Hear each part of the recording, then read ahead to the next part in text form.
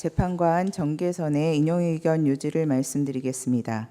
저는 특별검사 임명 법률안에 대한 제2요구권 행사, 비상계엄 선포 및 내란 행위, 공동 국정운영과 관련하여 피청구인의 헌법 또는 법률 위반을 인정할 수 없지만 헌법재판관 임명 부작위와 관련하여 피청구인의 헌법 또는 법률 위반이 인정된다는 재판관 문형배, 재판관 이미선, 재판관 김형두, 재판관 정정미의 기각 의견에 동의합니다.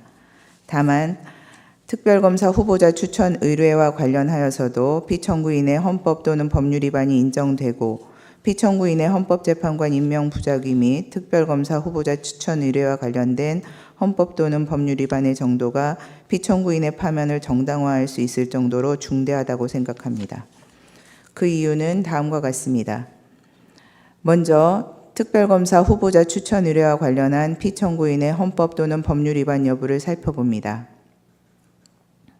대통령의 특별검사 후보자 추천 의뢰는 특별검사 임명 절차의 첫 번째 단계로 특별검사 후보자 추천 의뢰를 지원하면 수사 대상 사건 발생 시 곧바로 특별검사를 임명하여 최대한 공정하고 효율적인 수사를 보장하기 위한 특검법의 제정 이유를 몰각시킬 우려가 있습니다.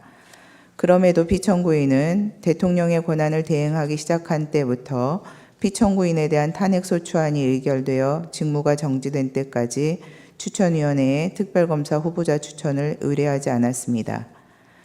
피청구인은 이 사건 추천위원회는 헌법재판소에 계속 중인 권한쟁의 심판 사건에서 문제되고 있는 개정 규칙 조항을 근거로 구성된 것이므로 특별검사 후보자 추천 의뢰를 하지 않은 것에 정당한 사유가 있다고 주장합니다.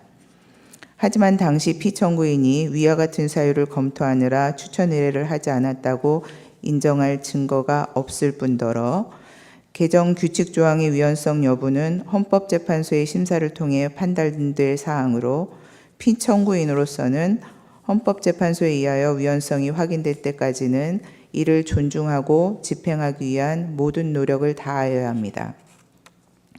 피청구인이 헌법재판소의 판단이 내려지기도 전에 그 위헌성을 미리 예단하여 특검법에 명시된 법적 의무를 이행하지 않은 것에 정당한 사유가 있다고 보기 어렵습니다.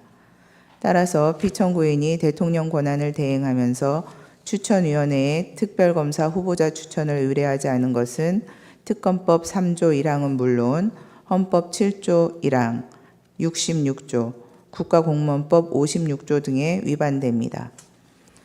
다음으로 피청구인을 파면할 것인지 여부에 관하여 살펴봅니다. 피청구인이 특별검사 후보자 추천을 의뢰하지 않음으로써 특검법이 규정한 특별검사 임명 절차는 중단되었습니다. 이는 신속 공정하면서 효율적인 수사를 통하여 사회적 혼란을 수습하고 법 질서를 회복하고자 하는 특검법의 목적을 심각하게 저해하고 현재까지도 비상계엄과 관련된 사건에 대한 수사권 여부 논란으로 혼란과 갈등은 증폭되고 있습니다. 피청구인은 국회가 선출한 재판관 3인의 임명을 거부하면서 여야의 합의를 임명의 전제로 내세워 마치 여소야대의 정치 상황에서 소수의 절차적 보호를 통한 실질적 대의제 실현을 강조하는 듯한 발언을 하였지만 실상은 헌법재판소가 대통령에 대한 탄핵심판 사건을 심리하게 되자 당시 6인 체제로 운영되어 심리 정족수조차 충족하지 못하고 남은 6인의 재판관 중 2인도 임기 만료로 퇴임이 예정된 헌법재판소의 내부적 상황을 이용하여 대통령에 대한 탄핵심판 사건 진행을 지연시키거나 방해하고자 하는 일각의 의사를 고려한 것으로 이는 피청구인이 형식적 명분으로 내세우는 여야의 합의나 실질적 대의제 실현이 아닌 소수 여당의 의도나 계획에 부합하는 일방적인 국정운영이라 할 것입니다. 여소야대 국회에서 소수 여당은 실질적 민주주의에서 보호하고자 하는 진정한 의미의 소수자라고 할 수 없는 바 소수 여당의 뜻에 따라 국회 의결을 좌우하고자 하면 대통령을 견제하는 국회의 책무를 다할 수 없게 됩니다. 한편 피청구인에 대한 탄핵소추 의결 후 대통령의 권한을 대행하게 된 기획재정부 장관이 2인의 재판관을 임명한 것을 피청구인에게 유리한 사유로 삼을 수는 없고 현재 재판관 1인의 미임명으로 인한 헌정질서의 위기도 피청구인으로부터 비롯된 것입니다.